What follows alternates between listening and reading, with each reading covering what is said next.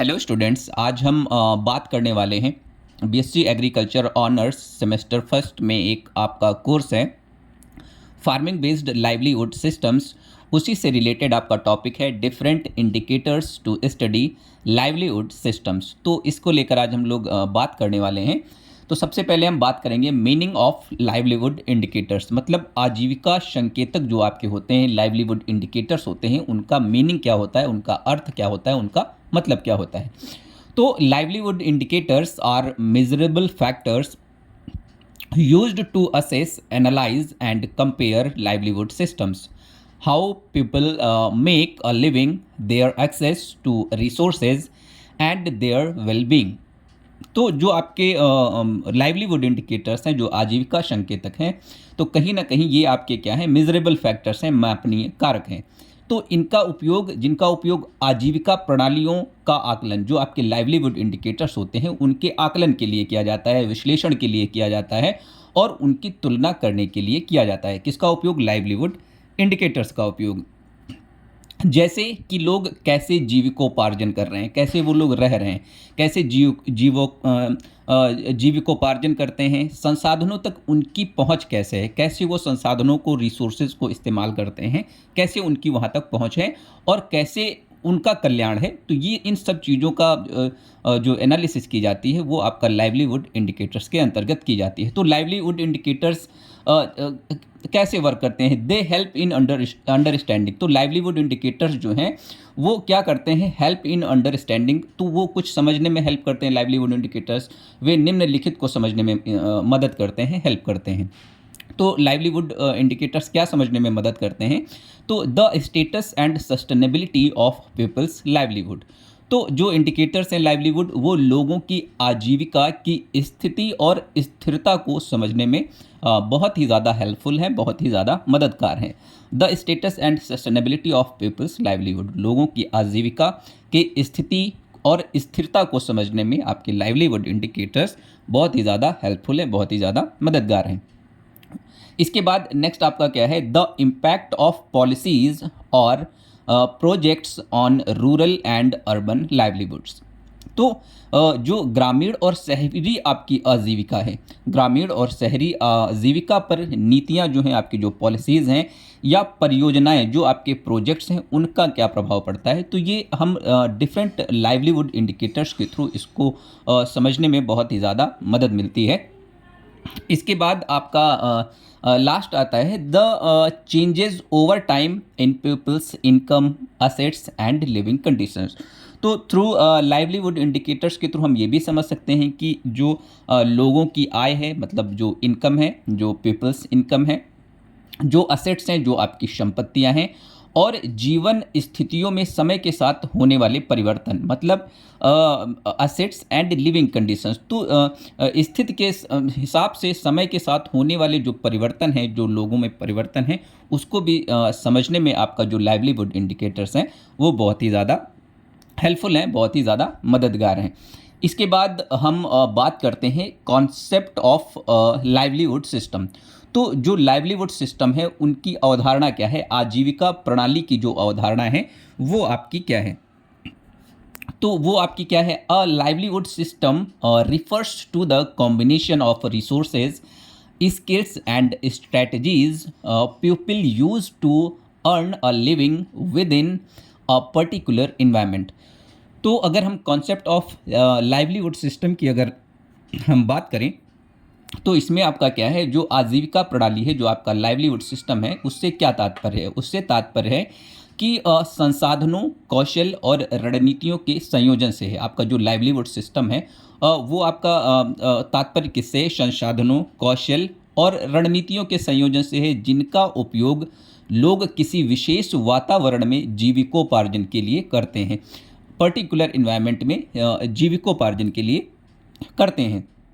तो it includes, livelihood systems में आपका क्या इंक्लूड्स होता है? इसमें आपके क्या चीज़ें शामिल होती हैं? इसमें आपका शामिल होता है, सबसे पहला जो आपका है वो आपका क्या है? वो आपका है असेट्स, जिसको हम लोग क्या बोलते हैं? Capitals. Capitals, assets, people possess. तो लोगों के पास जो मौजूद संपत्तियां हैं, तो वो आपको कहीं न कहीं इसमें इंक्लूड होती हैं। लोगों के पास जो मौजूद संपत्ति है, जो मौजूद आपकी पूँजी है, तो वो कहीं न कहीं लाइवलीहुड सिस्टम में आपका इंक्लूड्स होती हैं। एक्टिविटीज़ दे परफ़ॉर्म, तो उनके द्वारा की जाने वाली गतिविधियाँ भी आपके लाइवलीहुड सिस्टम्स के अंतर्गत आती हैं। इसके बाद आउटकम्स दे अचीव। अब आउटकम्स मतलब जो आप अचीव करते हैं, तो आउटकम्स आपके क्या-क्या होते हैं? जैसे आप कहीं वर्क करने जाते हैं तो कहीं न कहीं आप रेवेन्यू जनरेट करने का काम करते हैं। तो सैलरी आप पाते हैं तो वो आपका कहीं न कहीं इनकम होता है। फूड सिक्योरिटी, वेल-बीइंग, तो उनके द्वारा जो प्राप्त आपके कहीं न कहीं परिणाम होते हैं, तो वो आपका क्या होता है? आय होता है, खाद्य सुरक्षा होता है और कहीं न कहीं पीपल का वेल-बीइंग होता है, उनका कल्याण होता है। तो ये सारी चीज़ें आपकी कहीं न कहीं लाइवलीहुड सिस्टम्स के अंतर्गत आती हैं। तो इसके बाद आपका आता है to study these systems effectively researchers use different sets of indicators.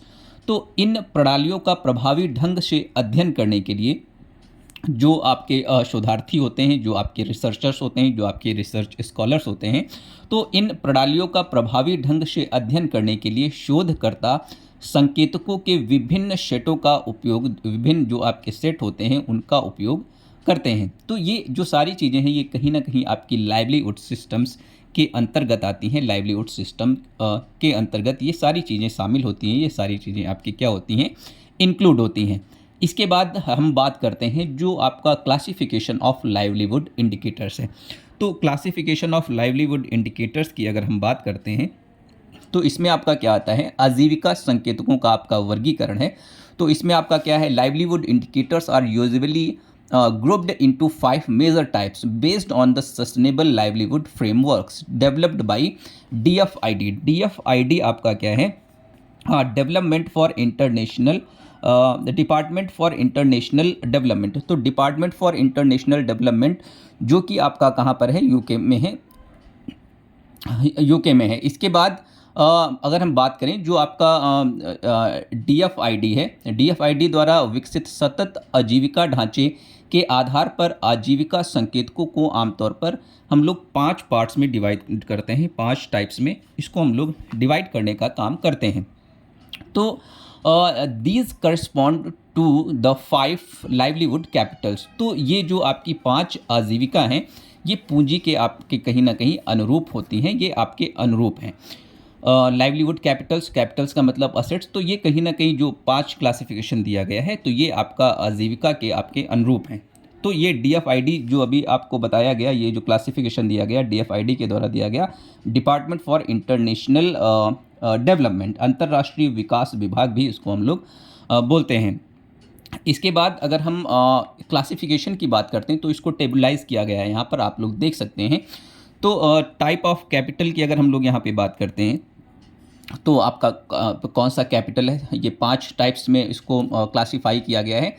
उसका इंडिकेटर्स क्या है, इंडिकेटर कैटेगरी रखा गया है और फोकस एरियाज़, किन एरियाज़ पे वो आपका कैपिटल फोकस करता है। तो अगर हम नेचुरल कैपिटल की अगर यहाँ पे बात करते हैं तो ये जो नेचुरल कैपिटल है ये बेस्ट इंडिकेटर किसका है? Environmental and resource indicators.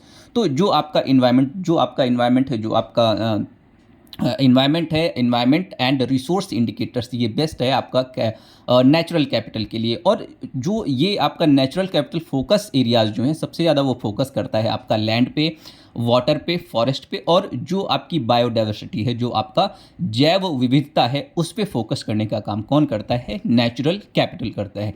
इसके बाद हम बात करते हैं ह्यूमन कैपिटल की। तो ह्यूमन कैपिटल आपका क्या है? ह्यूमन कैपिटल मतलब असेट, ह्यूमन असेट्स आपके क्या हैं? हेल्थ है आपका, एजुकेशन है आपका, स्किल इंडिकेटर्स है। तो ये आपके किसके अंतर्गत आती हैं? ये आपका कैटेगरी है, ये आपका ह्यूमन कैपिटल के अंतर्गत आता है। और जो इसके अंतर्गत जो फोकस एरियाज़ हैं वो आपका क्या है? वो आपका है लेबर है, आपका एजुकेशन है, आपका हेल्थ है। एजुकेशन, हेल्थ, सबसे ज़्यादा फोकस आपका इसी पे किया जाता है। इसके बाद आपका आता है फिज़िकल कैपिटल। फिज़िकल कैपिटल में आपका क्या आता है? फिजिकल कैपिटल मतलब आपका जो इंफ्रास्ट्रक्चर इंडिकेटर्स होते हैं। इंफ्रास्ट्रक्चर मतलब कहीं ना कहीं डेवलप करना किसी भी चीज़ को, इंफ्रास्ट्रक्चर बनाना किसी भी बिल्डिंग को खड़ा करने के लिए या कोई बिजनेस खड़ा करने के लिए किसी इंफ्रास्ट्रक्चर को मेंटेन करना या बनाना, ये आपका इसके फिजिकल कैपिटल के अंतर्गत आता है। और जो इसका फोकसिंग एरियाज़ है वो आपका क्या है, जैसे हमने बात की अभी, आपका रोड्स है, हाउसिंग है, एनर्जी है, ट्रांसपोर्ट है। तो इन सब पे जो फिजिकल कैपिटल है, फिजिकल असेट्स जो हैं, वो मेनली ये फोकस एरियाज आपका है, रोड्स, हाउसिंग, एनर्जी, ट्रांसपोर्ट। इसके बाद आपका आता है सोशल कैपिटल। तो सोशल कैपिटल में आपका क्या आता है, सोशल कैपिटल में आपका आता है कम्युनिटी एंड नेटवर्क इंडिकेटर्स। और जो सबसे ज़्यादा फोकस एरियाज इस पर क्या है, ट्रस्ट है, कॉपरेशन है, और आपका क्या है, इंस्टीट्यूशंस है। इसके बाद सबसे लास्ट जो आपका क्लासिफिकेशन आता है वो आपका क्या है, फाइनेंशियल कैपिटल। तो फाइनेंशियल कैपिटल्स के अंतर्गत आपका क्या आता है, वो आपका आता है इकोनॉमिक इंडिकेटर्स। तो फाइनेंशियल कैपिटल, फाइनेंशियल असेट्स आपके क्या होते हैं, इकोनॉमिक इंडिकेटर्स, ये आपका इकोनॉमिक इंडिकेटर्स की कैटेगरी में रखा गया है। तो इसके अंतर्गत जो फोकसिंग एरियाज हैं सबसे ज़्यादा, वो आपका क्या है, इनकम, कितना आप अर्न करते हैं, कितना आप कमाई करते हैं, कितनी आपकी सैलरी है, कितना आप मंथली या कितना एनुअली आप कमाते हैं, उसके बाद कितना सेविंग करते हैं, क्रेडिट, सेविंग क्रेडिट्स, और उसके बाद एम्प्लॉयमेंट, ये सारी चीज़ें आपकी इसके अंतर्गत आती हैं। इसके बाद आपका है next, indicators of natural capital. तो अगर इंडिकेटर्स ऑफ नेचुरल कैपिटल की अगर हम बात करें, प्राकृतिक पूंजी के संकेतक की अगर हम यहाँ पर बात करें, तो these measure access to and quality of natural resources that support livelihoods. तो अगर हम इंडिकेटर्स ऑफ नेचुरल कैपिटल की यहाँ पर बात करते हैं, तो ये आजीविका को सहारा देने वाले प्राकृतिक संसाधनों तक पहुँच और उनकी गुणवत्ता को मापने का काम करते हैं। कौन काम करता है, ये आपके नेचुरल कैपिटल इंडिकेटर्स करते हैं। क्या काम करते हैं, ये प्राकृतिक संसाधनों तक पहुंच और उसकी गुणवत्ता, उसकी जो क्वालिटी है, उसको मेज़र करने का काम करते हैं, उसको मापने का काम करते हैं। तो नेचुरल कैपिटल इंडिकेटर्स, अगर हम की इंडिकेटर्स की अगर हम बात करें नेचुरल कैपिटल्स की, तो वो आपका क्या है, land holding size and quality. तो land holding size and quality की अगर हम बात करें, तो land holding size and quality ये आपका किसके अंतर्गत आ रहा है, ये आपका आ रहा है नेचुरल कैपिटल के अंतर्गत। तो इसमें आपका क्या आएगा, land holding size and quality, तो इसमें आपका आता है area of cultivated land. Area of cultivated land का मतलब आपका क्या है, खेती योग्य भूमि का जो क्षेत्रफल है वो आपका एरिया ऑफ कल्टीवेटेड लैंड के अंतर्गत आता है।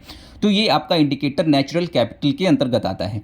फर्टिलिटी, आपका सॉइल का फर्टिलिटी स्टेटस क्या है, उसका उर्वरा शक्ति उसकी कितनी है, इरिगेशन अवेलेबिलिटी, सिंचाई की उपलब्धता कितनी है, कितनी नंबर ऑफ इरिगेशंस आप अपनी फसल को दे सकते हैं। तो ये कहीं ना कहीं आपका नेचुरल कैपिटल के अंतर्गत आता है। नेचुरल कैपिटल इंडिकेटर्स के अंतर्गत ये आपका आता है, की इंडिकेटर्स हैं ये आपके नेचुरल कैपिटल के लिए। इसके बाद आपका आता है वाटर रिसोर्सेज। अगर हम वाटर रिसोर्सेज की बात करें, access to safe drinking water, irrigation facilities, ground water level. तो ये भी आपका एक नेचुरल कैपिटल का इंडिकेटर ही है, आपके वाटर रिसोर्सेज। वाटर रिसोर्सेज आपके क्या हैं, जल संसाधन आपके क्या हैं, इसमें आपका आता है सेफ ड्रिंकिंग वाटर, मतलब सुरक्षित पेय जल तक पहुंच। ये भी आपका नेचुरल कैपिटल इंडिकेटर का बहुत अच्छा एग्जाम्पल है। पहुंच, सिंचाई सुविधाएं, भूजल स्तर, आपका जो ग्राउंड वाटर है उसका क्या कंडीशन है, ये सारी चीज़ें आपकी नेचुरल कैपिटल इंडिकेटर्स के अंतर्गत आती हैं। इसके बाद हम बात करते हैं forest and grazing land availability. Forest and grazing land availability का मतलब आपका क्या है, इसका मतलब है कि जो आपका फॉरेस्ट है, जो आपके वन है, जो आपके फॉरेस्ट हैं, वन और जो ग्रेजिंग लैंड है, ग्रेजिंग लैंड का मतलब जो आपकी चारागाह, जहाँ पर जानवर चराने का काम किया जाता है, चारागाह भूमि की जो उपलब्धता है, वो भी आपका नेचुरल कैपिटल इंडिकेटर के अंतर्गत आता है। इसके बाद नेक्स्ट है आपका soil fertility and degradation status. तो मृदा उर्वरता, जिसको हम लोग क्या बोलते हैं, सॉइल फर्टिलिटी बोलते हैं। अगर आपकी सॉइल फर्टाइल नहीं होगी तो आप उसमें प्रोडक्शन अच्छे से नहीं ले पाएंगे। तो मृदा उर्वरता और जो आपका क्षरण है, जो डिग्रेडेशन है, तो वो भी आपका नेचुरल कैपिटल इंडिकेटर्स के अंतर्गत आता है। इसके बाद आपका नेक्स्ट है बायोडाइवर्सिटी एंड इकोसिस्टम सर्विसेज। तो बायोडाइवर्सिटी, जैसा कि हम लोग बोलते हैं, जैव विविधता। तो जैव विविधता को हम लोग क्या बोलते हैं, बायोडाइवर्सिटी एंड इकोसिस्टम सर्विसेज। तो जैव विविधता और पारिस्थितिकी तंत्र की जो भी सर्विसेज होती हैं, जो भी सेवाएं होती हैं, वो भी कहीं ना कहीं आपका नेचुरल कैपिटल इंडिकेटर्स के अंतर्गत आती हैं। तो ये की इंडिकेटर्स हैं आपके नेचुरल कैपिटल के लिए। इसके बाद हम नेचुरल कैपिटल इंडिकेटर्स के अगर एग्जांपल्स की बात करें, तो a farming family with 2 hectare of irrigated land and nearby forest resources has a stronger natural capital than a landless household। तो अगर हम बात करें कि कोई आपका मान लो फार्मर है या फैमिली है, कोई किसान है जिसके पास 2 हेक्टेयर सिंचित भूमि है, 2 हेक्टेयर आपका क्या है, इरिगेटेड लैंड है, सिंचित भूमि है। तो उसके पास अगर 2 हेक्टेयर सिंचित भूमि है और आसपास के वन संसाधनों वाले कृषक परिवार के पास जो वन संसाधन है, मान लो फॉरेस्ट कवर है, और उसके पास मतलब लैंड नहीं है, फॉरेस्ट कवर है और वो फैमिली वहाँ पे रह रही है, के पास भूमिहीन परिवार की तुलना में अधिक मजबूत प्राकृतिक पूंजी होती है। तो इसमें क्या कहा गया है, 2 हेक्टेयर जिसके पास सिंचित भूमि है, इरिगेटेड लैंड है भूमि, और आसपास के वन संसाधनों वाले कृषक परिवार के पास भूमिहीन परिवार की तुलना में अधिक कहीं ना कहीं मजबूत प्राकृतिक पूंजी होती है, मतलब नेचुरल कैपिटल आपका होता है। इसके बाद नेचुरल कैपिटल के बाद हम बात करते हैं इंडिकेटर्स ऑफ ह्यूमन कैपिटल, मतलब जो मानव पूंजी के जो संकेतक हैं कहीं ना कहीं उसकी हम लोग यहाँ पर बात करेंगे। तो उसमें आपका क्या है, मानव पूंजी के जो संकेतक हैं, these indicate the skills, knowledge, health and ability to work of individuals and households. तो ये जो आपका है ह्यूमन कैपिटल है, ये आपका क्या है, ये व्यक्तियों और परिवारों के कौशल, उनके पास क्या स्किल्स हैं, वो किस चीज़ में पारंगत हैं, वो कौन सा वर्क बहुत अच्छे से कर सकते हैं। तो ये कहीं ना कहीं आपका ह्यूमन कैपिटल के अंतर्गत आता है। हर आदमी का अपना स्किल होता है, हर पीपल का अपना स्किल्स होता है काम करने का। तो ये डिफरेंट स्किल्स डिफरेंट ह्यूमंस के पास होती हैं। तो ये आपका किसके अंतर्गत आता है, ह्यूमन कैपिटल के अंतर्गत आता है। तो स्किल्स, नॉलेज मतलब ज्ञान, और हेल्थ स्वास्थ्य, और कार्य करने की जो क्षमता है ये दर्शाने का काम करता है। ये कौन करता है, ये आपका ह्यूमन कैपिटल करते हैं। और ये जो हमने अभी आपको बताया, skill, knowledge, health and ability to work, ये आपका ह्यूमन कैपिटल इंडिकेटर्स के अंतर्गत आते हैं। तो इसमें अगर हम की इंडिकेटर्स की बात करते हैं, प्रमुख संकेतकों की अगर हम यहाँ पर बात करते हैं, तो इसमें आपका जो सबसे पहला इंडिकेटर है वो आपका है एजुकेशन लेवल। तो एजुकेशन लेवल मतलब literacy rate, years of schooling. तो शिक्षा स्तर की अगर हम बात करेंगे तो साक्षरता दर आपकी कितनी है, आपकी मान लो 70% है, 80% है, 90% है। तो जो गांव है आपका, कोई विलेज है, तो वहाँ पर कितने लोग, 100 लोगों में कितने लोग पढ़े लिखे लोग हैं, तो वो कहीं ना कहीं उसका परसेंट कहलाता है। तो हर 100 लोगों में अगर 70 लोग पढ़े तो कहीं ना कहीं जो लिटरेसी रेट है वो आपका क्या है, 70% है। ईयर्स ऑफ स्कूलिंग, वो लोग कितने साल तक स्कूलिंग किए हैं, कितने साल तक स्कूल गए हैं। इसके बाद हेल्थ स्टेटस आता है, nutrition level, access to health care, morbidity etcetera. ये सारी चीज़ें कहीं ना कहीं आपका ह्यूमन कैपिटल के अंतर्गत आती हैं। इसके बाद लेबर अवेलेबिलिटी, तो लेबर अवेलेबिलिटी भी कहीं ना कहीं आपका ह्यूमन कैपिटल के अंतर्गत आएगा। Working age population, gender composition, तो जो श्रम उपलब्धता है, श्रम उपलब्धता जो है आपका, वो आपका किसके अंतर्गत आएगा, वो आपका ह्यूमन कैपिटल के अंतर्गत आएगा। तो working age, population, gender composition, तो श्रम उपलब्धता, कार्यशील आयु वर्ग की जो जनसंख्या है, लिंग जो संरचना है, तो ये भी आपका ह्यूमन कैपिटल के अंतर्गत ही आता है। ये best indicator of human capital है। इसके बाद स्किल्स एंड ट्रेनिंग, तो स्किल्स एंड ट्रेनिंग का मतलब है वोकेशनल एजुकेशन, टेक्निकल ट्रेनिंग, तो कौशल और प्रशिक्षण जो व्यावसायिक शिक्षा दी जाती है। जैसे आजकल गवर्नमेंट ने बहुत ही ज़्यादा फोकस किया है कहीं ना कहीं स्किल डेवलपमेंट का। तो स्किल डेवलपमेंट से रिलेटेड गवर्नमेंट ऑफ इंडिया बहुत सारी ऐसी स्कीम्स चला रही है जिस पे जो हमारे नव युवक हैं ट्रेनिंग लेके कहीं ना कहीं एक पर्टिकुलर स्किल सीख के उसका उपयोग करके कहीं ना कहीं वो डिफरेंट फर्म्स में रोज़गार पाने का काम करते हैं। तो कौशल और प्रशिक्षण, व्यावसायिक शिक्षा और तकनीकी प्रशिक्षण कहीं ना कहीं गवर्नमेंट के द्वारा या कोई भी प्राइवेट इंस्टीट्यूशन है थ्रू गवर्नमेंट फंडिंग जनता को या जो स्किल्ड लेबर हैं उनको दिया जा रहा है, जो लेबर्स हैं उनको देकर उनको स्किल्ड बनाया जा रहा है। इसके बाद आपका आता है माइग्रेशन एंड एम्प्लॉयमेंट पैटर्न्स की अगर हम बात करें, प्रवासन और रोज़गार पैटर्न की, तो ये चीज़ें आपकी हैं जो आपकी ह्यूमन कैपिटल इंडिकेटर्स के अंतर्गत आती हैं। तो इसकी अगर एग्जांपल्स की हम यहाँ पर बात करते हैं तो इसमें आपका क्या आता है एग्जांपल्स में, house holds with skilled members, example trend artisans and graduates have stronger human capital and more livelihood options. तो अगर हम कुशल सदस्य, तो कुशल सदस्य मतलब स्किल्ड मेंबर्स, जो भी कुशल, अब वो कुशल किसी भी चीज़ में होते हैं, किसी भी एक पर्टिकुलर वस्तु में या स्किल में कहीं ना कहीं वो पारंगत होते हैं, तो उसको हम लोग कुशल सदस्य बोलते हैं। जैसे प्रशिक्षित कारीगर जो आपके होते हैं, प्रशिक्षित कारीगर, जैसे आपका कुम्हार भी हो सकता है, आपका लकड़हारा भी हो सकता है, लकड़ी बनाने वाला हो सकता है, तो ये कहीं ना कहीं प्रशिक्षित लोग होते हैं। तो ये सारे लोग कहीं ना कहीं आपका ह्यूमन जो भी है आपका ह्यूमन कैपिटल के अंतर्गत, ह्यूमन कैपिटल इंडिकेटर्स के अंतर्गत आते हैं। इसके बाद नंबर 6 आपका है इंडिकेटर्स ऑफ फिजिकल कैपिटल। तो इंडिकेटर्स ऑफ फिजिकल कैपिटल की अगर हम बात करें, भौतिक पूंजी के अगर संकेतक की हम यहाँ पर बात करें, तो इसमें आपका क्या आता है, these measure the basic infrastructure and production equipment that enable people to pursue their livelihood. तो ये बुनियादी ढांचे और उत्पादन उपकरणों को मापते हैं जो लोगों को अपनी आजीविका चलाने में सक्षम बनाने का काम करते हैं।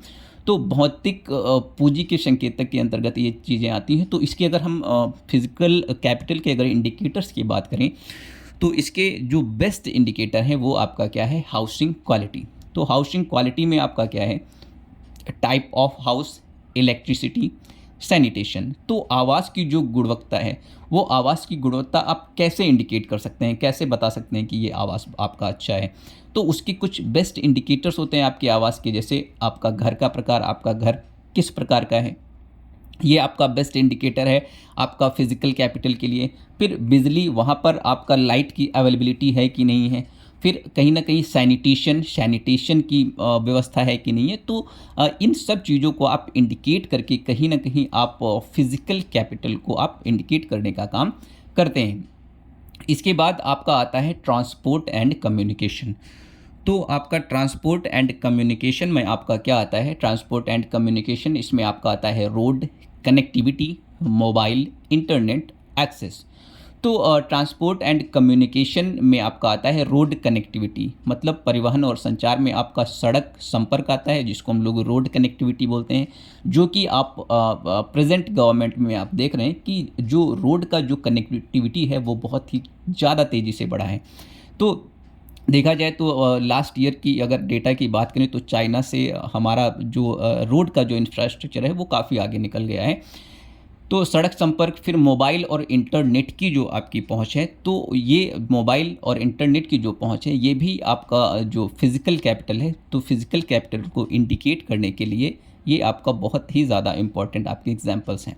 इसके बाद हम बात करते हैं एग्रीकल्चरल इंफ्रास्ट्रक्चर की। तो एग्रीकल्चरल जो इंफ्रास्ट्रक्चर है उसमें आपका क्या आता है, तो एग्रीकल्चरल इंफ्रास्ट्रक्चर का मतलब क्या है, irrigation pumps, tools, machinery, storage. तो कृषि अवसंरचना में आपके सिंचाई पंप्स, जैसे हमने कहा कि इरिगेशन पंप्स, तो इरिगेशन पंप्स आपका ये भी आपका फिजिकल कैपिटल इंडिकेटर है। उपकरण, जो भी आपके मशीनरी लगती है, जो भी आपका मशीनरी लगती है, जो भी आपका भंडारण है, जो भी आपका स्टोरेज है, तो कहीं ना कहीं ये आपके फिजिकल इंडिकेटर्स हैं। फिजिकल इंडिकेटर्स के कहीं ना कहीं ये बहुत अच्छे एग्जांपल्स हैं। इसके बाद अगर हम बात करें पब्लिक सर्विसेज की, तो पब्लिक सर्विसेज में आपका क्या आता है, आपके स्कूल्स, हॉस्पिटल्स, मार्केट्स। तो सार्वजनिक सेवाएं जो हैं, स्कूल्स में सभी लोग पढ़ने जाते हैं, अस्पताल में सभी लोग जाते हैं, जो बाज़ार है, मार्केट्स हैं, तो वो कहीं ना कहीं मार्केटिंग करने के लिए, बाज़ार में कुछ चीज़ें लेने के लिए सभी लोग वहाँ पर जाते हैं। तो ये भी जो पब्लिक सर्विसेज हैं, तो ये भी आपका जो है फिज़िकल इंडिकेटर है, फिज़िकल इंडिकेटर का बहुत अच्छा एग्जाम्पल है। इसके बाद हम बात करते हैं access to energy, electricity, LPG, renewable energy use. तो ऊर्जा तक जो पहुंच है, बिजली, रसोई गैस, नवीनीकरणीय ऊर्जा का उपयोग, मतलब रिन्यूएबल एनर्जी यूज़। तो ये सारी चीज़ें कहीं ना कहीं आपकी जो फिज़िकल इंडिकेटर है जो फिज़िकल कैपिटल है उसके अंतर्गत ये सारी चीज़ें आती हैं। इसके बाद अगर हम इसके एग्ज़ाम्पल की बात करते हैं तो जो इसका एग्ज़ाम्पल है फिज़िकल इंडिकेटर का जो एग्ज़ाम्पल है इसमें आपका आता है villages with paved roads and nearby markets offer better livelihood opportunities than remote infrastructure poor areas. तो अगर हम बात करें पक्की जो सड़कें होती हैं, पक्की सड़कों और आसपास के बाज़ारों वाले जो गांव होते हैं जहाँ पर पक्की सड़कें हैं और उस गांव के आसपास अच्छी मार्केट्स हैं, दूर दराज के जो बुनियादी ढांचे की कमी वाले इलाकों की तुलना में बेहतर आजीविका प्रदान करने के अवसर प्रदान करते हैं, मतलब आजीविका के अवसर प्रदान करने का काम करते हैं। जिन गांव के आसपास मार्केट्स हैं, आपका अगर अच्छा मार्केट है और बहुत ही अच्छी रोड की कनेक्टिविटी है तो वो आपके एरियाज़ बहुत अच्छे होते हैं एक अच्छा लाइवलीहुड सिस्टम के लिए, एक अच्छी आजीविका जीने के लिए। इसके बाद आपका नंबर 7 अगर हम बात करें, आपका क्या है, इंडिकेटर्स ऑफ सोशल कैपिटल। तो इंडिकेटर्स ऑफ सोशल कैपिटल में आपका क्या आता है, इसमें आपका आता है इंडिकेटर्स ऑफ सोशल कैपिटल में आपका सामाजिक पूंजी के जो संकेतक हैं वो आपके कौन कौन से हैं। तो these describe the social relationships, trust and networks that help to individuals and communities work together। तो अगर हम इसकी बात करते हैं कि जो आपका सामाजिक पूंजी के संकेतक हैं, जो आपके इंडिकेटर्स ऑफ सोशल कैपिटल के हैं, तो ये आपके कौन कौन से हैं, ये आपके क्या हो सकते हैं। तो ये सामाजिक संबंधों, जो सामाजिक संबंध होते हैं जैसे सोशल रिलेशनशिप्स होती हैं, विश्वास और नेटवर्क का वर्णन करते हैं जो व्यक्तियों और समुदायों को एक साथ काम करने में कहीं ना कहीं हेल्प करते हैं, मदद करने का काम करते हैं। तो ये आपका सोशल कैपिटल के अंतर्गत आता है। अब इसके की इंडिकेटर्स आपके क्या क्या हैं, तो प्रमुख जो संकेतक हैं आपके सोशल कैपिटल के वो आपके हैं मेंबरशिप इन ग्रुप्स। तो मेंबरशिप इन ग्रुप्स इसमें आपके क्या आते हैं, जैसे SHGs।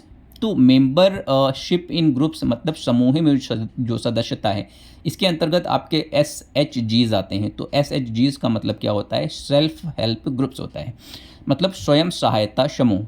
कोऑपरेटिव्स जो आपकी सहकारी समितियां होती हैं, जो डिफरेंट सहकारी समितियां होती हैं, जो किसान क्लब्स होते हैं, जो आपका फार्मर्स क्लब्स होते हैं, जो आपके NGOs होते हैं, जो आपके नॉन गवर्नमेंट ऑर्गेनाइजेशंस होते हैं, जो गैर सरकारी जिनको संगठन बोलते हैं। तो ये अगर इनकी आपको मेंबरशिप है कहीं ना कहीं, तो ये सारी चीज़ें आपकी सोशल कैपिटल इंडिकेटर्स के अंतर्गत आती हैं।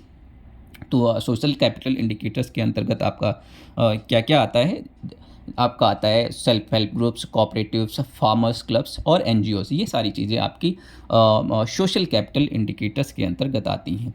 इसके बाद आपका है level of trust and cooperation within the community. तो level of trust and cooperation within the community की अगर हम यहाँ पे बात करें तो समुदाय के भीतर विश्वास और सहयोग का जो स्तर होता है, तो जो आपके ग्रुप्स हैं उसमें लोगों में जो विश्वास होता है, जो सहयोग होता है, वो भी आपका सोशल कैपिटल इंडिकेटर्स के अंतर्गत आता है। इसके बाद आपका आता है कलेक्टिव एक्शन एंड पार्टिसिपेशन। तो कोई भी अगर ग्रुप बना है, आपका सेल्फ हेल्प ग्रुप बना है या फार्मर्स क्लब बना है, तो उनका जो कलेक्टिव एक्शन एंड पार्टिसिपेशन है किसी भी प्रोग्राम के लिए, तो इन लोकल गवर्नमेंट्स, मान लीजिए पंचायत, तो स्थानीय जो शासन है में सामूहिक कार्रवाई और भागीदारी ये इंडिकेट करने का काम करता है, और जो आपका किसके अंतर्गत आता है, सोशल कैपिटल के अंतर्गत आता है। तो सोशल इंक्लूज़न, इसके बाद आपका क्या आता है, सोशल इंक्लूज़न। तो सोशल इंक्लूज़न में आपका क्या आता है, सोशल इंक्लूज़न में आपका आता है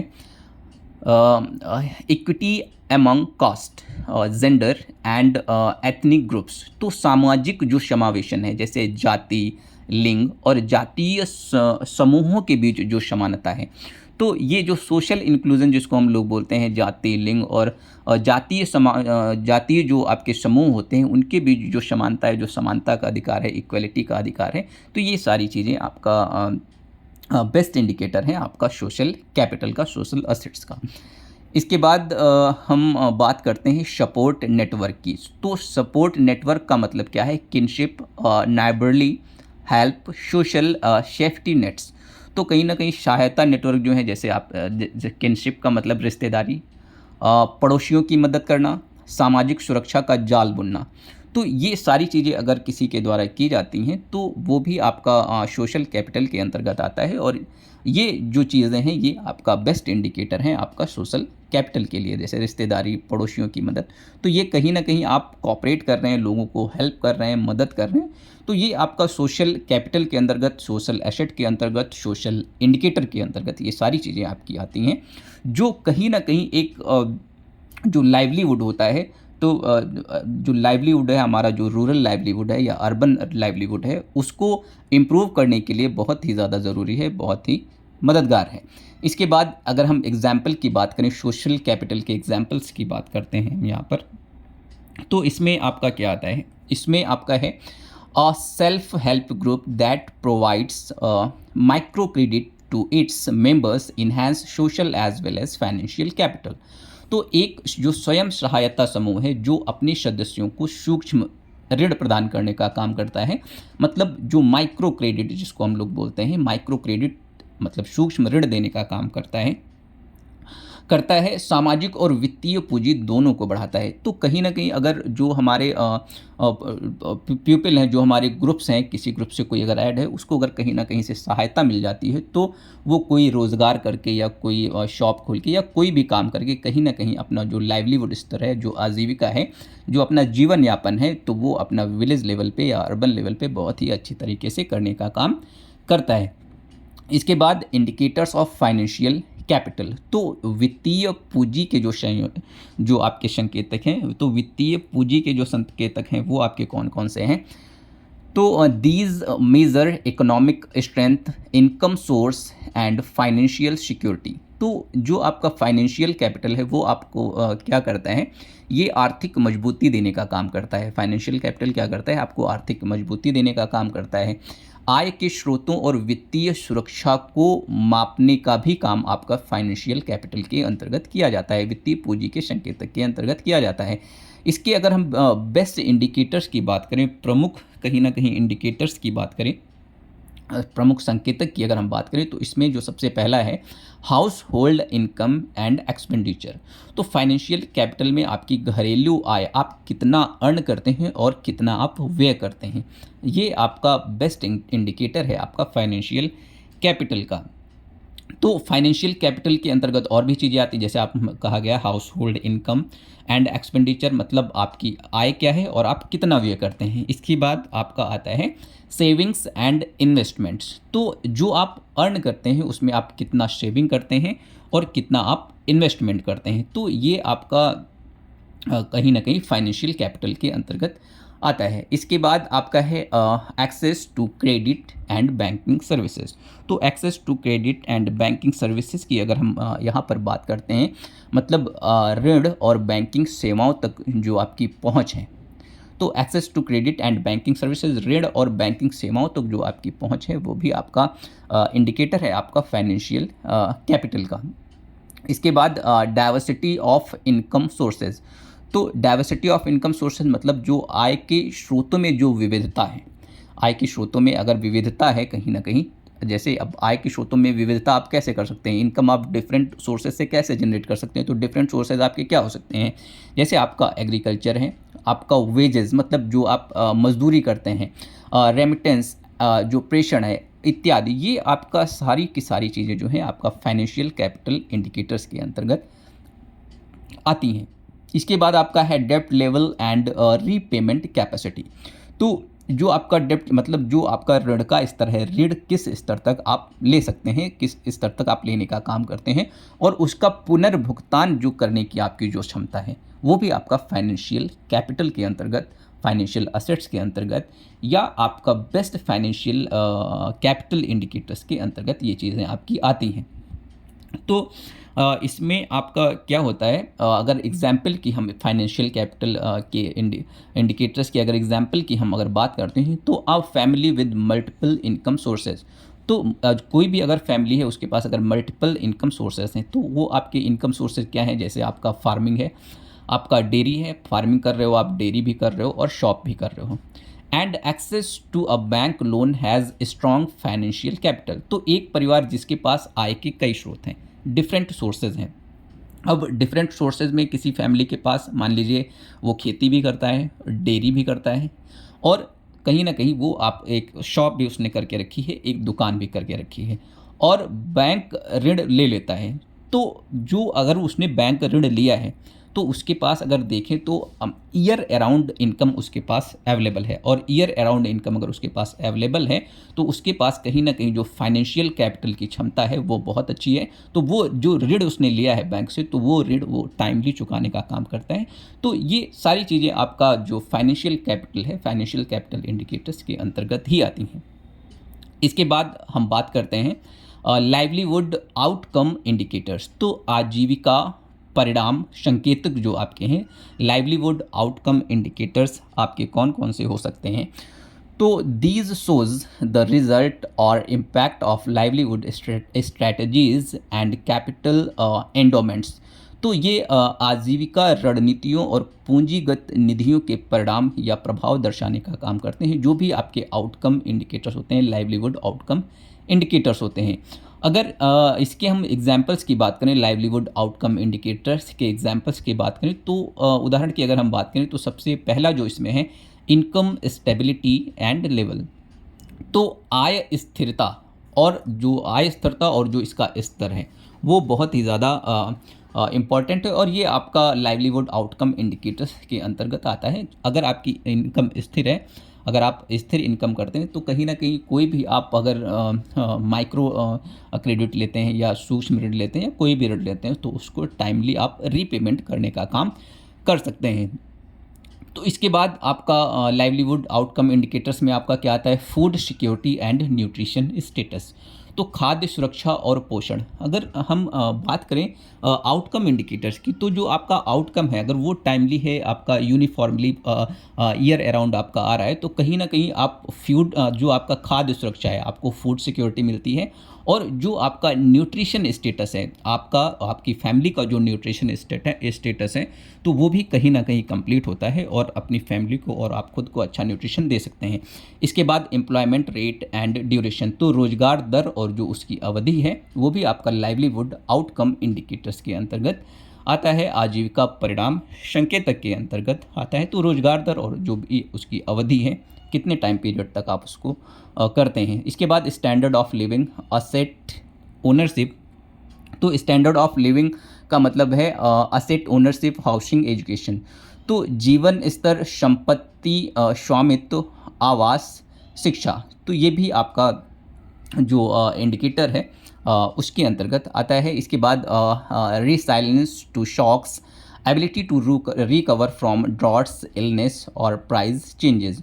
तो झटकों के प्रति लचीलापन। जैसे बहुत बार देखा गया है कि जो फार्मर्स होते हैं, सूखे की जो स्थिति होती है, तो वो सूखा जो स्थिति है वो फार्मर कैसे टॉलरेट कर सकता है, और वो टॉलरेट तभी कर सकता है जब वो मल्टीपल चीज़ें ईयर अराउंड करता है। अगर फुल्ली डिपेंडेंट ऑन एग्रीकल्चर हो गया, तो ड्रॉट अगर आ गई तो कहीं ना कहीं उसको अफेक्ट करने का काम करती है। उस जो लाइवलीहुड है, जो फार्मर की लाइवलीहुड है या रूरल पीपल की जो लाइवलीहुड है, उसको प्रभावित करने का काम करता है। बीमारी या मूल्य परिवर्तनों से उबरने की जो क्षमता है, ये भी बहुत ज़्यादा ज़रूरी है। इसके बाद सस्टेनेबिलिटी की अगर हम बात करें, तो maintaining resources for future generation. तो सस्टेनेबिलिटी का मतलब यही है कि कहीं ना कहीं स्थायित्व प्रदान करना, एक टिकाऊपन लाना। तो जो भावी पीढ़ियां हैं, भावी पीढ़ियों के लिए जो आपके संसाधन हैं, जो आपके रिसोर्सेज हैं, उनको भी बनाए रखना बहुत ज़्यादा ज़रूरी है, क्योंकि जो आने वाली जनरेशन हैं उनको भी भरण पोषण के लिए जो भी चीज़ें हैं वो आप अच्छे से अवेलेबल करा सकें।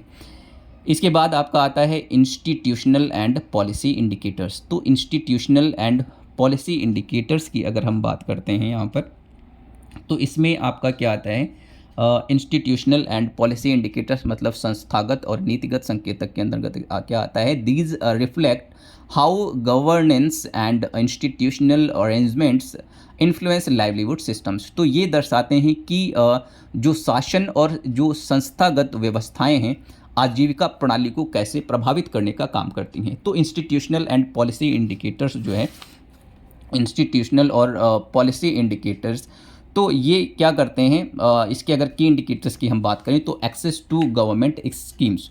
तो ये क्या करते हैं, ये जो सरकारी योजनाएँ हैं, वहाँ तक पहुँच बनाने का काम करते हैं। अब इसमें एक्सेस टू गवर्नमेंट स्कीम्स, ये आपकी स्कीम्स कौन-कौन सी हो सकती हैं, जैसे आप मनरेगा आप नाम सुनते हैं, तो मनरेगा का मतलब क्या है? मनरेगा का मतलब क्या होता है? Mahatma Gandhi national rural employment guarantee act, जो कि आपका 2005 में दिया गया। एनआरएलएम का मतलब है नेशनल रूरल लाइवलीहुड मैनेजमेंट। इसके बाद आपका पीएम किसान है। तो पीएम किसान भी आपका क्या है? प्रधानमंत्री किसान सम्मान निधि योजना, जो कि आपकी फरवरी 2019 में इस्तेमाल की गई। तो कहीं ना कहीं ये चीज़ें भी आपकी इंडिकेटर्स हैं, आपके इंस्टीट्यूशनल और पॉलिसी इंडिकेटर्स के अंतर्गत ये सारी संस्थाएं आपकी आती हैं और बहुत अच्छा वर्क करती हैं आपके लाइवलीहुड स्टेटस को इंक्रीज़ करने के लिए, पीपल का जो आजीविका है उसको इम्प्रूव करने के लिए। इसके बाद आपका नेक्स्ट आपका क्या है? नेक्स्ट आपका है functioning of local institution.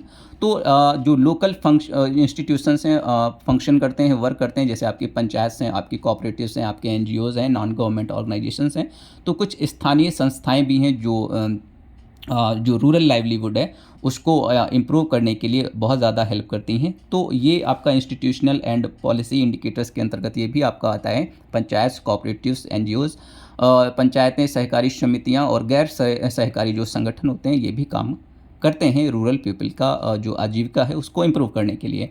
Land rights and tenure security, तो भूमि अधिकार और काश्तकारी सुरक्षा भी डिफरेंट आपके इंस्टीट्यूशनल्स और पॉलिसी इंडिकेटर्स के अंतर्गत आती है। Market access and price stability, तो market access and price stability की अगर हम बात करें तो बाज़ार पहुंच और जो मूल्य स्थिरता होती है, बाज़ार पहुंच और मूल्य स्थिरता भी आपका इंस्टीट्यूशनल एंड पॉलिसी इंडिकेटर्स के अंतर्गत आता है। इसके बाद आपका है policy support for livelihood diversification, आजीविका विविधीकरण के लिए नीतिगत समर्थन। तो जो आपकी ये डिफरेंट इंस्टीट्यूशन है या पॉलिसी इंडिकेटर्स हैं, तो ये भी कहीं ना कहीं जो रूरल पीपल हैं उनको हेल्प करने का काम करती है, उनकी आजीविका को इम्प्रूव करने का काम करती है। और ये बहुत सारे इंस्टीट्यूशनल्स इसके अंतर्गत, एनजीओ हों, गवर्नमेंट या नॉन गवर्नमेंट ऑर्गेनाइजेशंस इसके अंतर्गत काम करते हैं। इसके बाद आपका आता है कंपोजिट लाइवलीहुड इंडेक्स। तो कंपोजिट लाइवलीहुड इंडेक्स का मतलब क्या है? आपका समग्र आजीविका सूचकांक, जिसको हम CLI भी लिखते हैं। तो ये आपका कंपोजिट लाइवलीहुड इंडेक्स का आपका क्या मतलब है? CLI का क्या मतलब है? इसका मतलब है researchers often use composite livelihood index.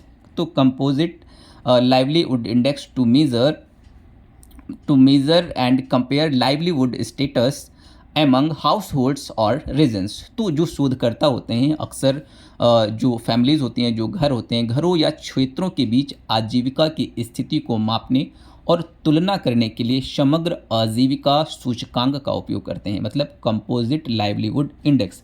तो कंपोजिट लाइवलीहुड इंडेक्स का इस्तेमाल ये लोग करते हैं। तो इसमें आपका क्या आता है?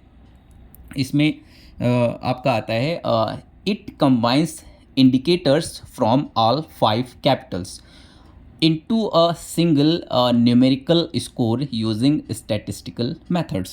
तो इसमें ये आपका क्या करते हैं, जो कंपोजिट लाइवलीहुड इंडेक्स होता है, तो ये हमने कहा कि जो रिसर्चर्स हैं often use composite livelihood index to measure and compare livelihood status among households और रीजन्स, मतलब जो शोधकर्ता हैं अक्सर घरों और क्षेत्रों के बीच आजीविका की स्थिति को मापने और उसकी तुलना करने के लिए समग्र आजीविका सूचकांक का उपयोग करते हैं। कंपोजिट लाइवलीहुड इंडेक्स का समग्र आजीविका सूचकांक का इस्तेमाल करते हैं।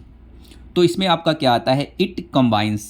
इसमें आपका क्या आता है? It combines indicators from all 5 Capitals. All 5 Capitals जो कि आप पीछे अभी आप लोग देख चुके हैं, पढ़ चुके हैं, जैसे आपका नेचुरल कैपिटल हुआ है, फाइनेंशियल कैपिटल, फिजिकल कैपिटल। तो ये सारे जो आपके 5 कैपिटल्स जो क्लासिफिकेशन था, into a single numerical score using statistical methods. तो यह सांख्यिकीय विधियों का उपयोग करके सभी 5 जो आपके कैपिटल्स होते हैं, जो के संकेतकों को एक एकल संख्यात्मक स्कोर में संयोजित करने का काम करते हैं। जैसे आप यहाँ पर देख रहे हैं, आपका क्या है इसमें एग्जाम्पल फ्रेमवर्क। तो जो आपका इंडेक्स है कहीं ना कहीं, तो इसमें आपका क्या है? कंपोजिट लाइवलीहुड इंडेक्स में इसका अगर हम एग्जाम्पल फ्रेमवर्क की बात करें इसकी, तो उदाहरणीय ढांचा जो इसका है कंपोजिट लाइवलीहुड इंडेक्स का, तो इसमें आपका क्या आता है, एक फैक्टर से फैक्टर जो अफेक्ट करता है, तो इसके अंतर्गत जैसे आपका क्या आता है, एनसी का मतलब नेचुरल कैपिटल प्लस आपका ह्यूमन कैपिटल, फिर आपका क्या आता है फिजिकल कैपिटल प्लस आपका सोशल कैपिटल प्लस आपका फाइनेंशियल कैपिटल। तो ये सारी की सारी चीज़ें आपका एक एग्जाम्पल फ्रेमवर्क के अंतर्गत आती हैं, जिसको हम लोग क्या बोलते हैं, कंपोजिट लाइवलीहुड इंडेक्स भी बोलते हैं। तो वेयर जहाँ पर हम एनसी को क्या बोलते हैं, नेचुरल कैपिटल मतलब प्राकृतिक पूंजी बोलते हैं, एनसी को हम लोग क्या बोलते हैं, प्राकृतिक पूंजी बोलते हैं। एचसी को हम लोग क्या बोलते हैं, ह्यूमन कैपिटल मानव पूंजी बोलते हैं। पीसी को क्या बोलते हैं, फिजिकल कैपिटल। फिजिकल कैपिटल का मतलब आपका क्या है, भौतिक पूंजी। उसके बाद आपका क्या है, एससी सोशल कैपिटल, जिसको हम लोग सामाजिक पूंजी बोलते हैं। इसके बाद आपका आता है एफसी, जिसको हम लोग फाइनेंशियल कैपिटल बोलते हैं, मतलब जिसको हम लोग वित्तीय पूंजी बोलते हैं। तो ये जो आपका कंपोजिट लाइवलीहुड इंडेक्स है, ये डिफरेंट रिसर्चर्स के बीच हमने जैसा कहा कि वर्क किया जाता है और इसको गणना करके निकालने का काम किया जाता है। तो इसमें अगर हम बात करें तो हायर सीएलआई अगर आपका है, तो हायर सीएलआई का मतलब कंपोजिट लाइवलीहुड इंडेक्स। हायर अगर आपका कंपोजिट लाइवलीहुड इंडेक्स है, उसका मतलब आपका क्या है, better livelihood sustainability and resilience. तो इसका मतलब क्या है, उच्च सीएलआई का मतलब क्या है, कंपोजिट लाइवलीहुड इंडेक्स का मतलब क्या है, बेहतर आजीविका स्थिरता और लचीलापन। तो इसका मतलब क्या है, जो आपका लोग रह रहे हैं, तो जो गांव में जो लोग रह रहे हैं, जो पीपल रह रहे हैं, उनकी जो आजीविका है, उनका जो लाइवलीहुड सिस्टम्स है, वो कहीं ना कहीं उसमें स्थिरता पाई जा रही है। इसके बाद आपका नेक्स्ट है एग्जाम्पल एप्लीकेशन। तो एग्जाम्पल एप्लीकेशन की अगर हम बात करें, तो इसमें आपको 3 कैटेगरीज में इसको डिवाइड किया गया है। इंडिकेटर टाइप जैसा कि हमने अभी आपको बताया कि कैपिटल्स को हमने डिफरेंट कैपिटल्स में डिवाइड किया था। इसमें आपका नेचुरल, ह्यूमन, फिजिकल, सोशल और फाइनेंशियल कैपिटल था। तो इसके जो एग्जाम्पल वेरिएबल हैं वो आपके अलग हैं, और मेथड ऑफ मेजरमेंट, उसको कैसे हम लोग मेज़र करेंगे। तो एग्जाम्पल एप्लीकेशन इसमें सबसे पहला हमारा है नेचुरल। तो नेचुरल को हम कैसे मेज़र करेंगे, लैंड होल्डिंग साइज बेसिस पे। इसका जो एग्जाम्पल वेरिएबल है वो क्या है, लैंड होल्डिंग साइज। तो लैंड होल्डिंग साइज पे इसको हम मेज़र करेंगे। तो जो इसका अगर मेथड ऑफ मेजरमेंट की इसकी हम बात करें, जो नेचुरल कैपिटल है, तो वो आपका क्या है, एकर्स पर हाउस होल्ड। तो एकर्स पर हाउस होल्ड इसको हम लोग मेज़र करने का काम करते हैं। इसके बाद आपका ह्यूमन का मतलब लिटरेसी रेट मतलब कितने लोग लिटरेट हैं, कितने इलिटरेट हैं, इसको हम लोग परसेंट में मेज़र करने का काम करते हैं। इसके बाद आपका आता है फिजिकल कैपिटल का। तो इसमें आपका रोड कनेक्टिविटी आता है। तो रोड कनेक्टिविटी में आपका क्या आता है, रोड कनेक्टिविटी में मतलब कितना लंबा रोड बनाया गया, डिस्टेंस टू नियरेस्ट पाव्ड रोड्स, मतलब किलोमीटर, कितने किलोमीटर रोड का कनेक्टिविटी है, या कितने किलोमीटर पे आपकी मार्केट्स अवेलेबल हैं। तो ये सारी चीज़ें आपकी फिजिकल कैपिटल के अंतर्गत आती हैं, रोड कनेक्टिविटी। सोशल कैपिटल के अंतर्गत membership in self help groups. तो सेल्फ हेल्प ग्रुप में आपकी मेंबरशिप है या नहीं है, यस या नो, इसके द्वारा इसको हम लोग मेज़र करने का काम करते हैं। इसके बाद आपका फाइनेंशियल कैपिटल है। फाइनेंशियल कैपिटल में आपका क्या आता है, आपका एनुअल इनकम, रुपए पर ईयर पर हाउस होल्ड, मतलब पर फैमिली पर हाउस होल्ड कितना इनकम एनुअली जनरेट करते हैं या कमाते हैं। तो ये सारी चीज़ें आपकी फाइनेंशियल कैपिटल के अंतर्गत आती हैं। इसके बाद हम आ जाते हैं समरी में। तो समरी में आपका क्या आता है, समरी में अगर हम बात करें तो आपका डायमेंशंस में आपके जो कैपिटल्स हैं, डिफरेंट कैपिटल्स की फोकस, उन कैपिटल्स में सबसे ज़्यादा हम फोकस किस पे करते हैं, और एग्जाम्पल्स उसको इंडिकेट करने के, उस कैपिटल को इंडिकेट करने के आपके एग्जाम्पल्स क्या हैं। तो नेचुरल जो कैपिटल है उसका जो सबसे ज़्यादा फोकसिंग एरियाज़ है वो आपका क्या है, रिसोर्स बेस। तो रिसोर्स बेस आपका नेचुरल कैपिटल का आपका एक फोकसिंग एरिया है। और रिसोर्स बेस अगर की फोकसिंग रिसोर्स बेस है तो उसके एग्जाम्पल्स, उसको हम कैसे इंडिकेट करते हैं, उसको हम इंडिकेट करते हैं लैंड से, वाटर से और सॉइल फर्टिलिटी। सॉइल फर्टिलिटी का मतलब क्या है, जो मृदा की उर्वरा शक्ति है उससे हम लोग नेचुरल कैपिटल को इंडिकेट करने का काम करते हैं। इसके बाद आपका ह्यूमन कैपिटल आता है। ह्यूमन कैपिटल का जो फोकसिंग एरिया है वो आपका क्या है, स्किल डेवलप करना, किसी भी पीपल में, किसी भी ह्यूमन में स्किल्स को डेवलप करना और उनके हेल्थ पे फोकस करना। तो ये आपकी कहीं ना कहीं ह्यूमन कैपिटल के अंतर्गत आती हैं। और इसको हम इसको इंडिकेट कैसे करते हैं, इसके एग्जाम्पल क्या हो सकते हैं, जैसे आपका एजुकेशन है। हमको प्यूपल्स को एजुकेट करना, उनको ट्रेन करना, उनको कहीं न कहीं अगर वो लेबर हैं तो उनके अंदर स्किल को डेवलप करना, ये आपका ह्यूमन कैपिटल के अंतर्गत आता है और ये बेस्ट इंडिकेटर है आपके। इसके बाद आपका आता है फिज़िकल कैपिटल। क्या आता है फिज़िकल कैपिटल? फिज़िकल कैपिटल में जो फोकसिंग एरिया है वो आपका है इंफ्रास्ट्रक्चर, और इंफ्रास्ट्रक्चर का जो आपका इंडिकेटर है वो आपका क्या है? रोड्स है, आपका हाउसिंग है और एनर्जी है। तो ये आपके एग्ज़ाम्पल हैं, मतलब इंडिकेटर हैं आपके फिज़िकल कैपिटल के। इसके बाद आपका आता है सोशल कैपिटल। सोशल कैपिटल का मतलब जो फोकसिंग एरियाज़ है, की फोकसिंग एरिया है, वो आपका है नेटवर्क्स एंड ट्रस्ट। और इसके जो इंडिकेटर्स हैं, इंडिकेटर्स जो एग्जाम्पल इंडिकेटर्स हैं वो आपका सेल्फ हेल्प ग्रुप्स, कोऑपरेटिव्स और उनका पार्टिसिपेशन उस पर्टिकुलर ग्रुप में कैसा है। तो ये सारी चीज़ें आपकी सोशल कैपिटल के अंतर्गत आएंगी। इसके बाद फाइनेंशियल कैपिटल। फाइनेंशियल कैपिटल में आपका इकोनॉमिक स्ट्रेंथ। इकोनॉमिक स्ट्रेंथ आपका फोकसिंग एरिया है और इसका जो इंडिकेटर है वो आपका क्या है? इनकम, सेविंग्स और क्रेडिट्स। आप कितना इनकम करते हैं, कितना सेविंग करते हैं और कितना क्रेडिट।